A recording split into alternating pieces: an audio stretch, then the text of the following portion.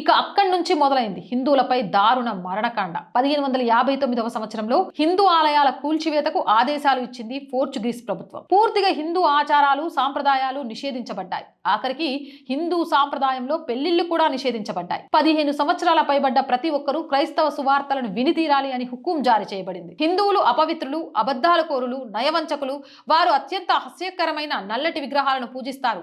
ఈ మాటలు చెప్పింది ఎవరో కాదు, ఈ దారుణ మారణకాండకు కారకుడైన సెయింట్ ఫ్రాన్సిస్ జేవియర్. ఇక క్రైస్తవ మతం స్వీకరించడానికి ఇష్టపడని వారికి విధించే శిక్షలు వింటే మన రక్తం మరగక మానదు. నాలుకలు చీరడం, బ్రతికి ఉండగానే చర్మం ఒలివేయడం, స్త్రీ పురుషుల మర్మావయాలలో ఎర్రగా కాల్చిన ఎనుప ఊచను దించడం, వాటితో వారిని అందులను చేయడం వంటి ఘోరమైన శిక్షలు అమలు చేసేవారు. అంతేకాదు తల్లిదండ్రుల ఎదుటే పిల్లల అవయవాలను ఖండించడం వంటి ఆకృత్యాలను చెప్పుకుంటూ పోతే వాటికి అంతే లేదు. నడి రాత్రిలో కూడా గోవా వీధుల వెంట నడుస్తుంటే వినిపించే హాహాకారాలు, ఆర్తనాదాలతో భయంకరమైన వాతావరణం నిండి ఉండేది.